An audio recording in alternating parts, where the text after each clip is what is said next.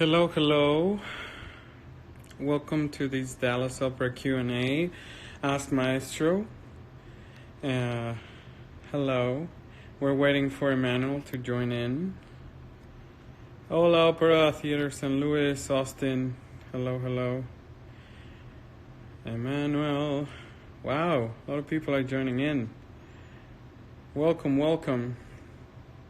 Just waiting on Emmanuel to join in. There it is. View.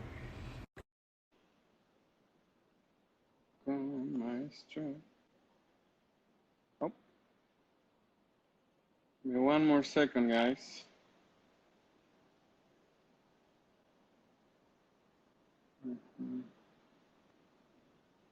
Manuel? How's everybody in this COVID while Emmanuel join in? I'm reading. Hello, Megan, and the Conductors Collective. Manuel?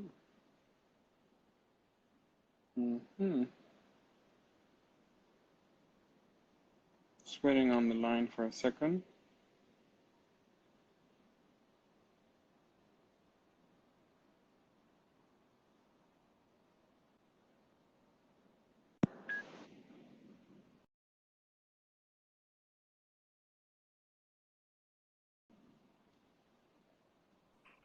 There it is. There I am. Hello, hello, Maestro. Hi, everybody. How is life? Where are you in the world? Can you tell us? To everybody? I'm in California. I moved from California, from Dallas, about more than a week ago, and I had the chance to be in the States for more than a month. I was in Atlanta before that and in Dallas. And we decided to move to California to take care of family and to try to be, you know, in a heaven to weather this terrible situation. Fantastic, fantastic. So we have a few questions for this new series of Ask Maestro. So thank you for joining here. The first one that everybody is dying to know is like, what are you drinking in this quarantine? So I am, although you cannot see it, I am on a keto diet. You know, and yeah. Yes, and so some friend of mine told me that tequila had no carbs. I don't know which one was that. I'm drinking a lot of water, Yeah. and when it's 5 o'clock somewhere in the world, then I take a tequila. That's what's happening. Fantastic, fantastic. Are you, now that we are like in this kind of moment of pause, what are you studying? Because I know that you're always with a score under your arm. So that's a difficult question, because right now we don't know what to study, because we don't know when this nightmare will end. So I was actually, you know, I am going back to my Lohengrin, because I hope by then we will be back in business. And so Lohengrin is in the opening of our season next year in Dallas. And anyway, I have to learn it again. I have to study it. In that case, if I have free time in general, I go back to my Brahms symphonies, that kind of things. And I try to anticipate work. If I have a Mahler symphony I've never done, for instance, which is for now for the 8th symphony, for instance, that's where I will go when I am done with the things I know I need to study. In this very unfortunate situation, there is still consolation in the sense that we can do the things that we always said. I have never time to do anything, and now you can do this intellectually. It's not easy. It depends on what your profession is, but I think it's so important to stay sane mentally, to still get occupied and train what your profession is. So if you're a singer, sing. If you are a conductor, look at scores, you know, or do some bullshit, which is what we do all the time. Oh, Maestro, I miss you. I'll miss you being I miss here. you too. I But see you, but we talk on the phone even more. We I talk have on to the phone say, even more than we usually talk. So I feel we are more together than ever. I think your wife feels like that too, oh yeah, yeah, yeah. She calls that I'm always in the war room now in the office. probably. But anyway, for audio, the questions from our audience. So, what is well, you just gave us a little bit of advice to have Yep. artists to understand, go through, like do your normal preparation, like study time, preparation time. Um, and I guess that tequila is almost kind of an answer of handling the curveballs being thrown each day by the COVID, right? Right, right. I think if you have any chance to exercise, I would say so. But these are, I mean, we're not expert in this, but I have the chance here, and I say that very, very respectfully to the people who are in New York, for instance, or in Paris, and who can really not move. I have the chance here in California to be able to go out, and there is an incredible irony in the fact that the air has never been so clean. And so, it's absolutely stunningly beautiful. I've been in this area now for more than 20 years, and I've never seen the ocean and the sky so beautiful. So it's like, globalization probably has made this pandemic, quicker, and maybe globalization in some way has made this pandemic possible. But there is an incredible irony that it's cleaning Earth right now. Right. Or we hope not for too long, but maybe there is a side lesson to learn once we can concentrate on other things than winning the fight against that Right. nasty virus. That's awesome. Actually, someone just texted me a great question. Um, Before and like answering Annie, I, there's a lot of these like social media challenges, right? Like the tenors are doing La Esperanza challenge. There's going one like the wall stretch challenge for ballerinas there. Uh-huh. Like, are you planning to send like a maestro challenge, like I think the stretch? Maestro challenge would be, can you shut up for a while? You know? And so I've lost that one. Um, I think the challenge I was just watching this morning, my friend and colleague Yannick Nozé-Séguin has been quite present online. Um, uh, Sir Papano has been online too. I think that's the only thing we can do. We sound as good as the orchestra, and we try to engage our audiences. We cannot be physically together, but we can still, talk about music, which is not as good as music itself. Hmm. And on the business part, because the business somehow still needs to go on, we're trying to make people aware of the challenges for the profession and how important it is to still try to weather this financially, talk to the main donors, the main people who are supporting the arts, and explain to them why we need them more than ever today. And I think, the magic of music is that it goes beyond space and time. And that's true that we can have conversation with Mozart. I mean, and it's almost not metaphorical when you say conversations with Mozart. You just really, when you go deep in those major scores, you have an approach to who this person was that is extremely intimate and close. And this is still possible. Um, so live streaming music, little performances. I think it's really very important to keep our spirits up, and from a business point of view, to show that we are still relevant and that we are preparing on the other side of that dark river once we have crossed it. That's really really great. I think, I have the pleasure to walk you through a day of performance, even if an opening premiere of a new production. Mhm. But, and I know what you do in your day, but like, can you share a little bit to our audience, how do you prepare? Because there's, of course, the typical, from the singer perspective, Mhm. everybody from my side of the singers, they normally try to sleep in, they try to be quiet, they try to warm Mhm. up the body, they eat a certain specific meals, right? Mhm. Right. But So, how so about in your side?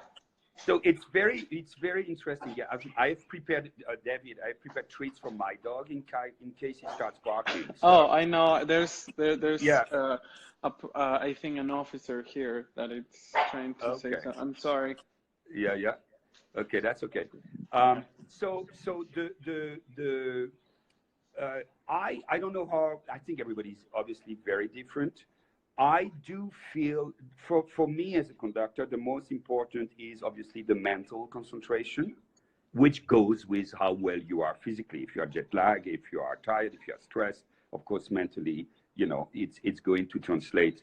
And I usually know in the morning if I will be in a good place for a performance.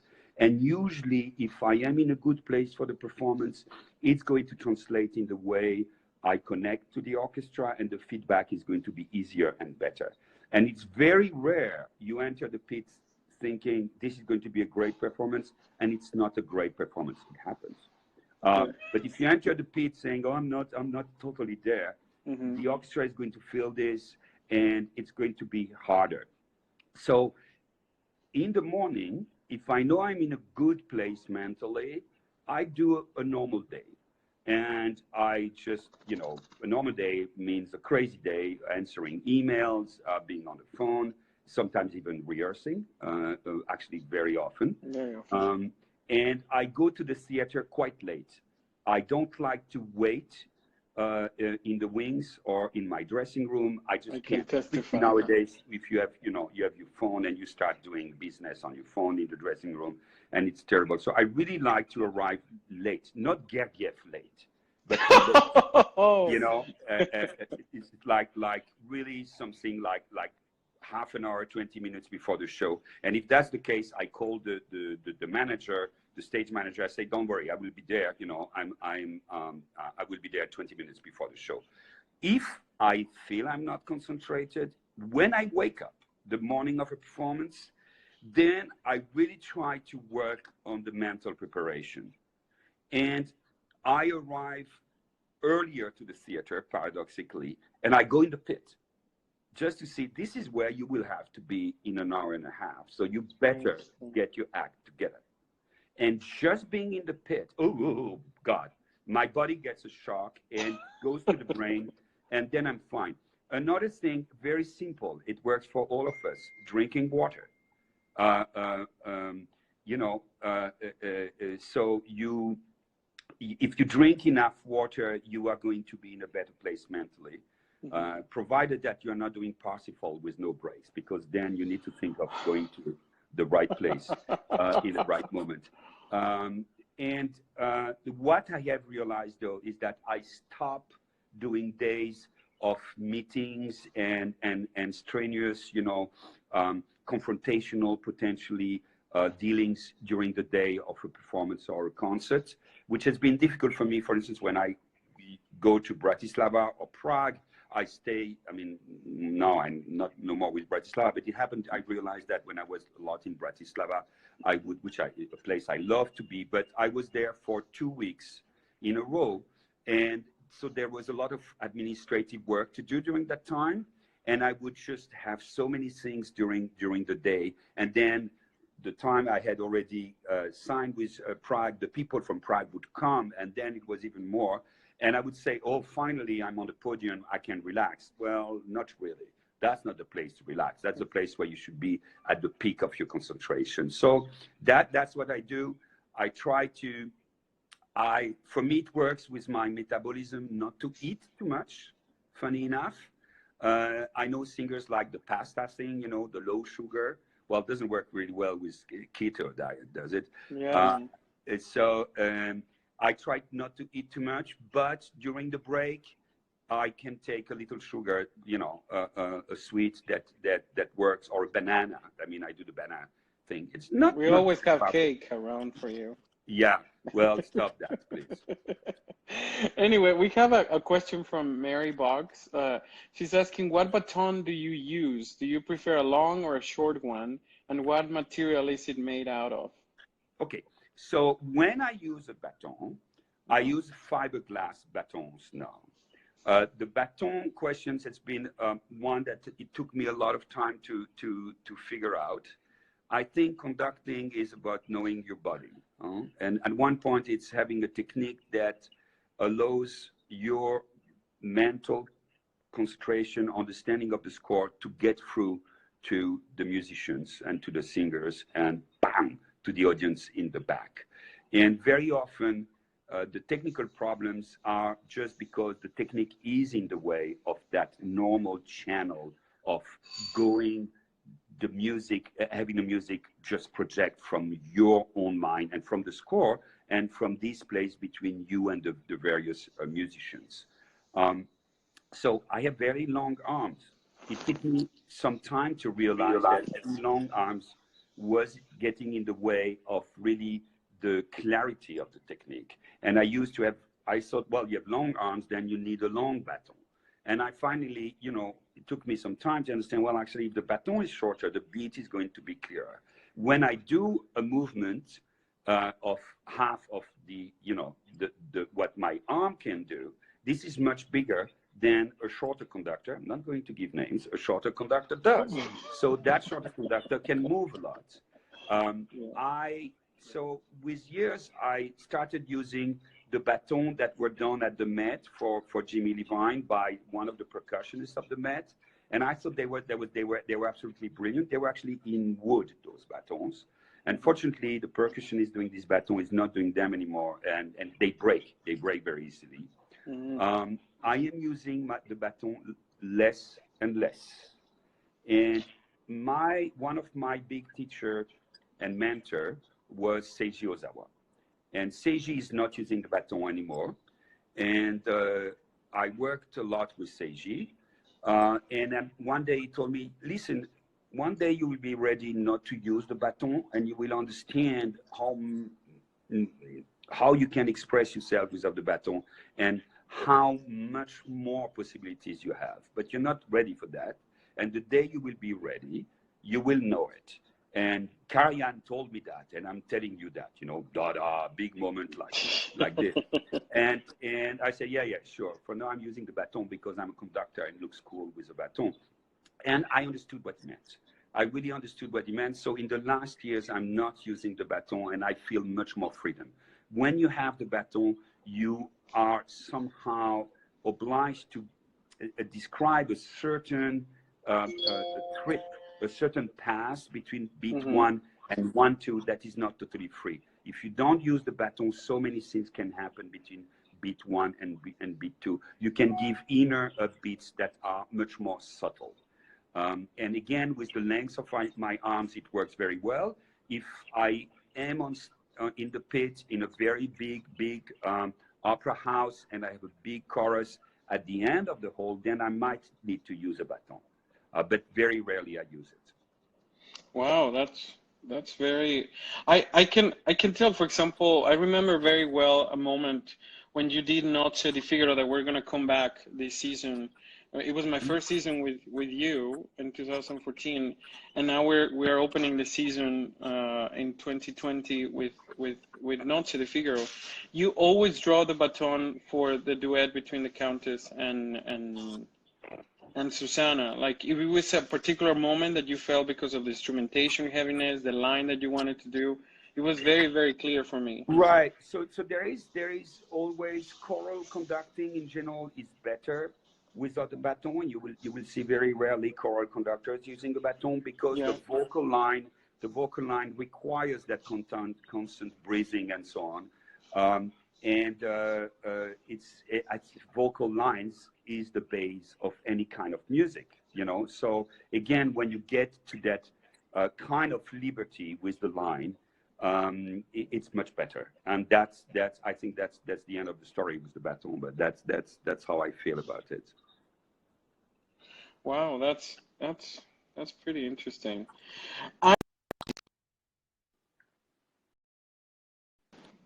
About our singers with us today in the audience, and you're a music director. You are involved definitely in the casting process. What are you looking for a singer from the, I know from my casting director part what I'm looking for, but what are you looking as a music director when you are like, this is a potential singer that I'm going to need to deal in the rehearsal room, and he's going to be my partner to tell the story. So what are your takes in that? Right. It depends on the part. It depends on the stage director. I think you want it whole. I mean, it's a balance between the drama and the acting and the musical qualities. But I know very few stellar performers who are not equally versed in their musicality and their dramatic capacities.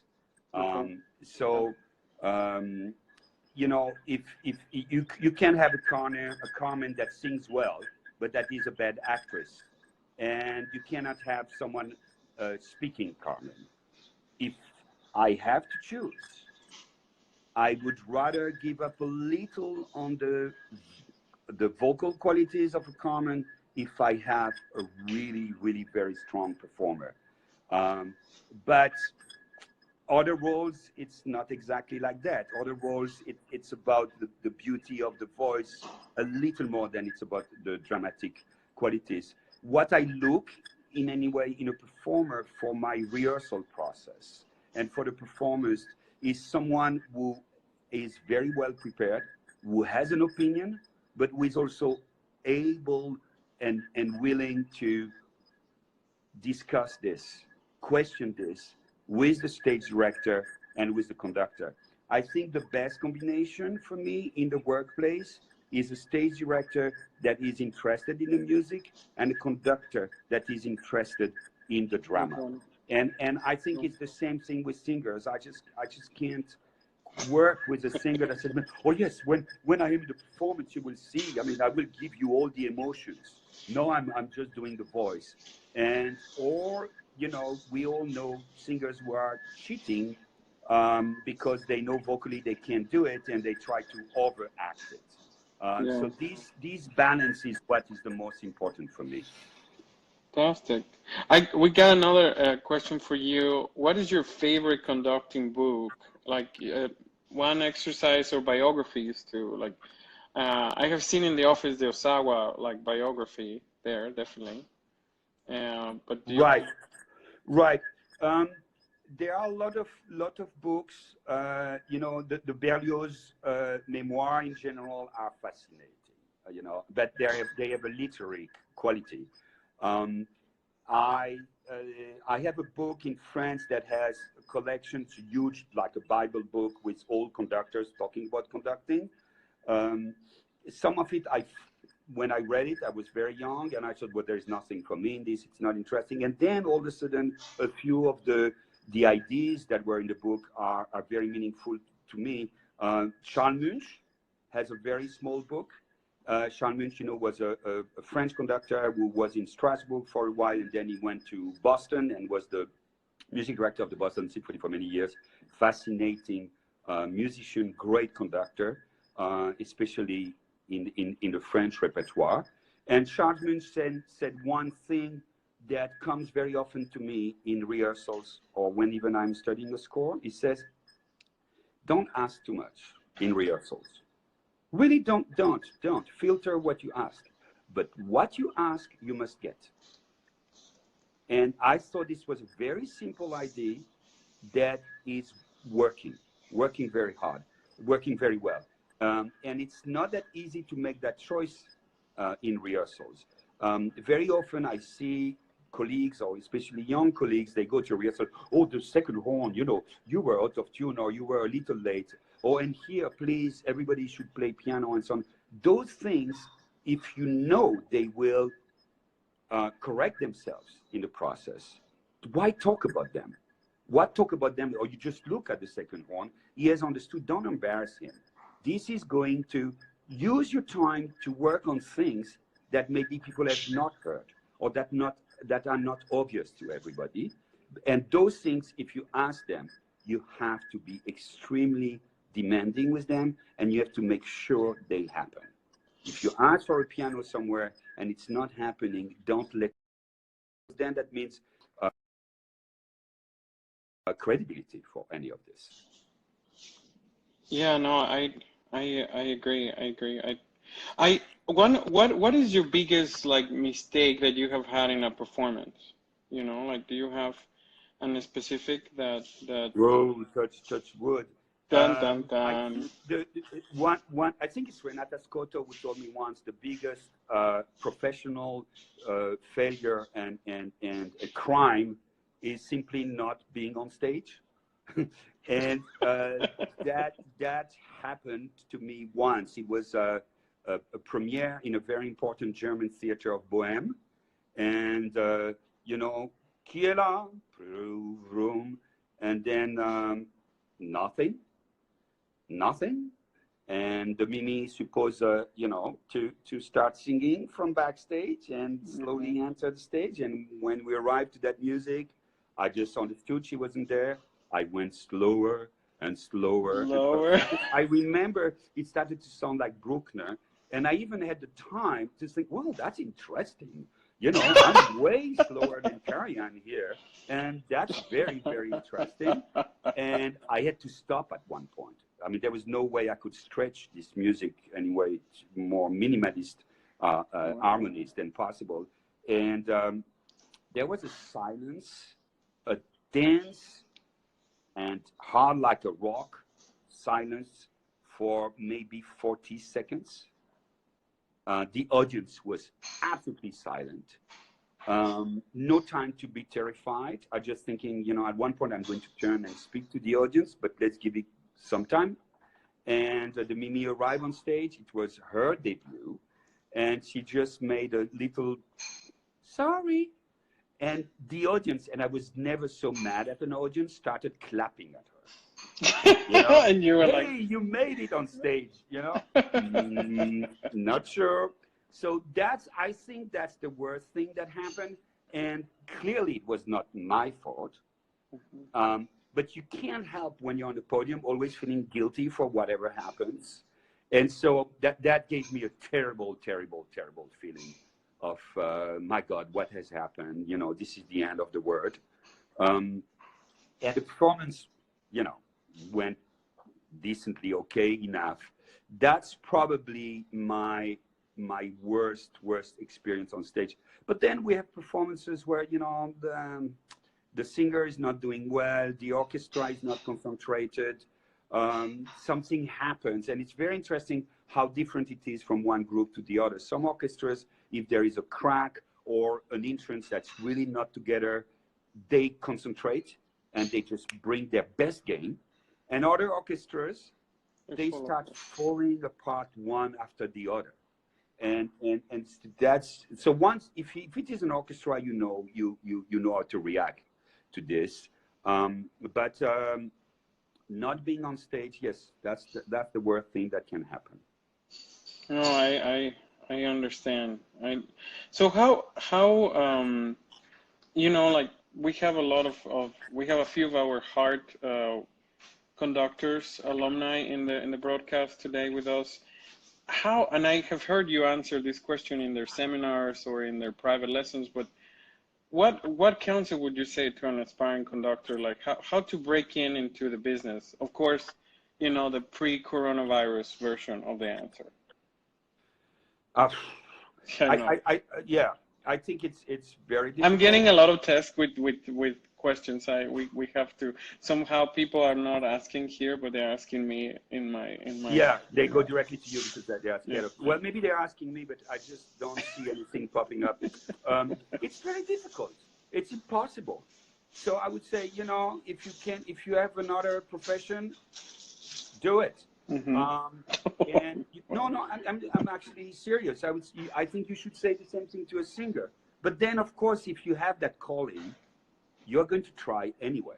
And I think that's the philosophy. You should say, okay, I know there is no room for me, but I'm going to make room.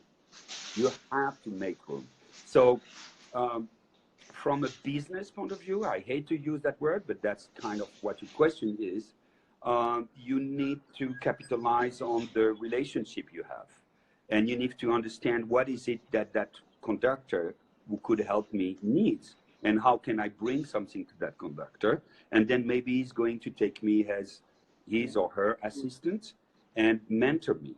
You need mentors. You need to find the mentors. If you don't have any avenue to find those mentors, then you have to create opportunities on your own. And you can create little orchestras or big orchestras.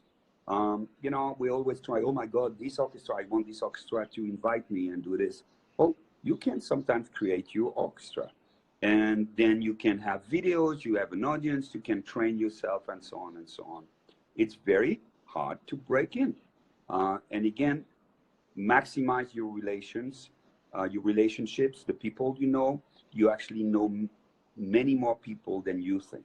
Just go through your phone book and you will see you know people, or you know people who know people. And then it's about how much pressure you can exercise, apply to the people you know. And that, David, you do that in your everyday life too. You know, I Yeah. do that sometimes, you know, and you do that up and you do that down between quotes. And so, you know, you have to know how to deal with that. That means people skill are very important, and this is something you cannot totally import, but you can kind of work on this. I get so many people of email of people asking me for a favor and something like that, and half of them annoy me, and I can go through it. You know, the first paragraph of incredible compliments, and then could you hire me for this? And other times I probably don't see it, but it's happening. And other times I see it, but I appreciate how elegant people are with it and how genuine and authentic they are with it. So this is hard. But again, if you have that own personal craving for it, you will find the avenue and you will find a place.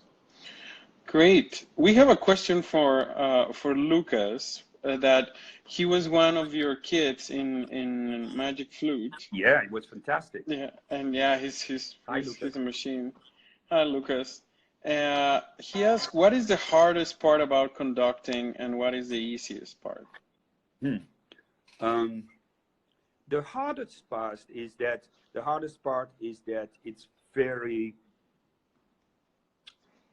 at the beginning of the career at least, it's ego bruising in a brutal way that very few professions have. Because as a conductor, you are constantly being judged, appreciated, rated by the orchestra first and foremost, the critics, obviously, the audience, the artistic directors. And what they judge is not what you do, is who you are. And this can be terribly brutal. Because as a young conductor, you are never totally yourself on the podium. It takes time. There are so many layers that needs to be taken care of before you can be really fully yourself, or at least a yourself that's working and that's acceptable. So the suffering, I mean, and I have so many of my, you know, assistants, former assistants will call me crying after a rehearsal and absolutely, I mean, depressed in bed, wanting to stop. And the ego bruising is part of the building. It's really, really part of what is going to make you stronger.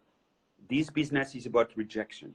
You are being rejected constantly, and your super ego is working against you all the time. So that bruise is the hardest part. And so when something goes wrong in a performance, in a rehearsal, you feel terrible. And you still need to have that rehearsal go on, and you still need to have that performance go to the best. And maybe someone at the back of the audience is super happy with the performance, and you're going to spoil that by just being depressed and then saying, okay, in an hour it's finished, I just need to beat 1, 2, 3, 4. So that is what is working against you as a young conductor. That's the dark beast that's always there. And I go back, it's funny, I go back to the previous question about Munch. Munch said, you know, in a rehearsal, if you get a question that looks like and sounds like a testing question, which probably it is, don't take it personally. Never take anything personally. Just go back to the musical matter at stake and address it. And that is the way I go through. If I have an orchestra I've never worked with and I feel like, you know, the 5 first minutes, and it's very true, they test you, they don't like you necessarily right away, you have to go through it. Don't answer to any negative signal. Go back to the score, go back to, you know, and if you're convinced with your interpretation, even if it's not what this person has been used to do for years, that person is going to respect you for that and is going to follow you. And it works without fail. If you have that integrity in your connection to the score, you will make it in a much easier way. So the other part of the question, you know, what is the best thing and what is the yes and the most rewarding? It used to be when you go out of the pit and it went away and you're done with it and you were happy and the people were clapping and so on. Now it's those magical moments where the music just happens. Yeah. And you don't have to do much. You just have to, I hate the metaphor, maybe surf that wave, or you let it, you just make sure people stay in that place. And the audience feels it, and you feel that the audience feels it. All the musicians know it. You don't have to do much. It's just working. And you are in communion with not only the audience, not only the musician or the stage, but with the composer.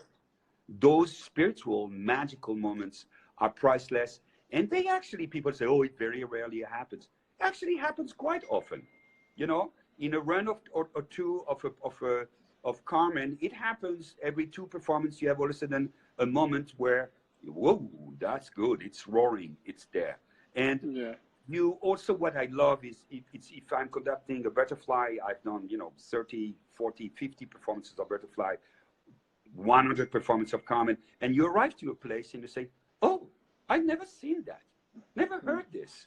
There is this little second oboe doing a little thing here. I was not aware of it, or I did not understand the connection to that dramatical moment or the harmony development here. And you, oh, a new marvel in my castle, and a new room I can explore. And that is very rewarding, and that's beautiful. Fantastic. I have another question from our audience here is, what do you do when you and a singer have a disagreement on interpretation? Like, that's a good question. I would say it very rarely happens.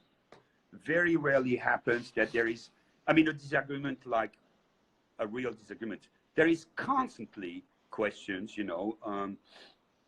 I don't have a tempo for Irish flutes, from magic flutes.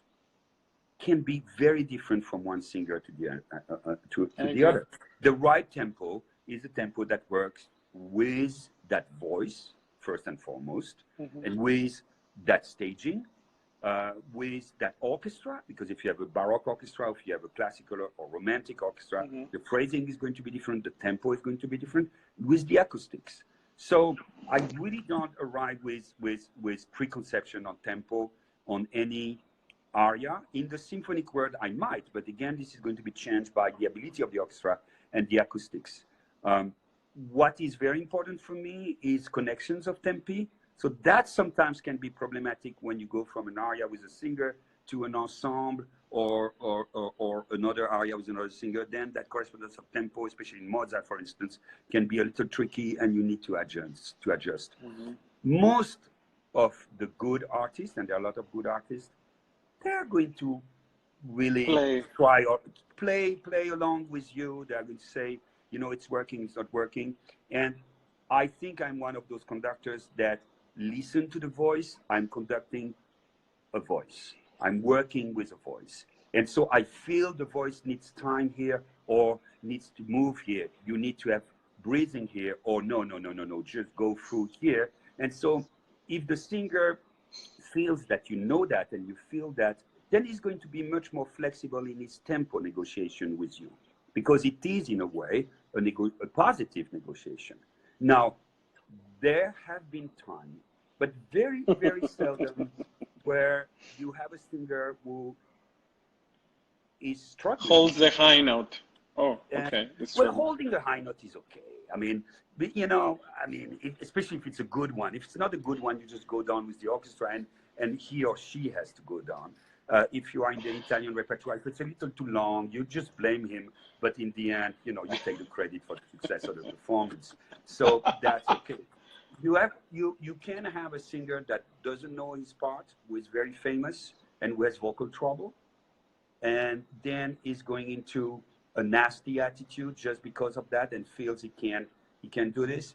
There are less than 2 or 3 names I could give you, and it as I have worked only with one time in that situation, and there's nothing you can do. There is nothing you can do. But this is very exceptional, and it speaks of that person, not of you.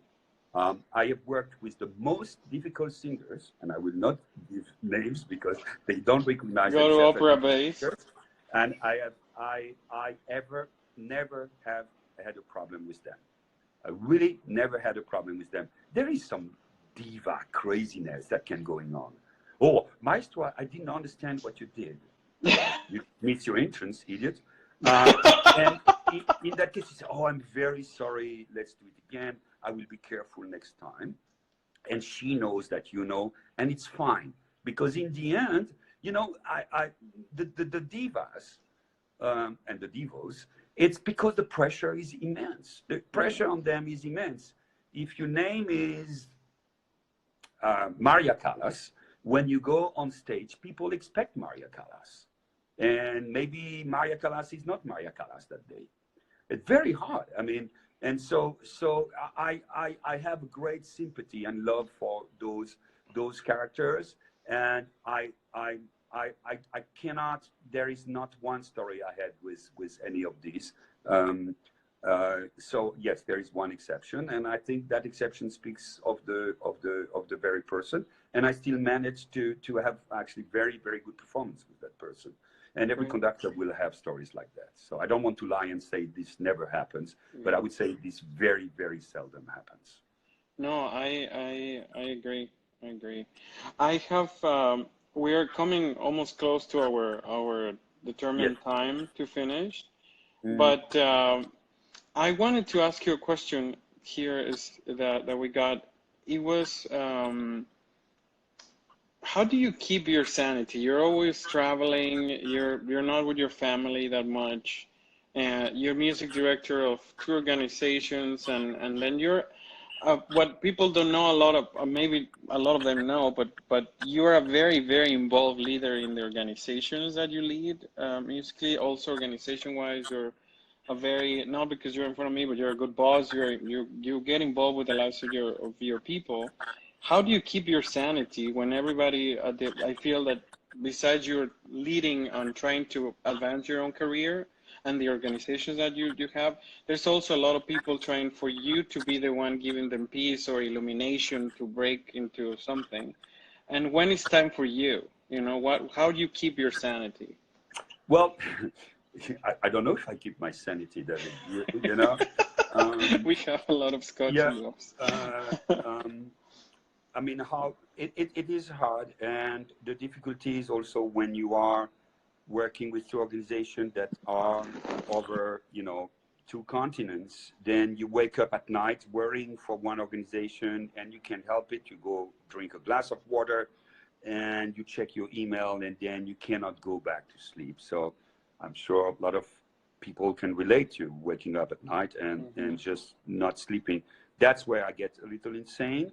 And in that case, I just, well, I'm still alive, so let's just wait till tomorrow morning. And sometimes I have to answer that email, and it's okay. Um, you have to prioritize. We all prioritize. You have to understand the order of importance of catastrophes, and the difference between a tsunami and just high tide. You have to trust the people you're working with. And you have to support them when they need your support, and they will support you when you need them. So I do believe very strongly in this, and I have a chance to working with amazing partners like you and my partners in Europe and other people. I actually somehow this can work against me. I like to take care of people and issues. I think there is something that can be very rewarding when you have results. So this is the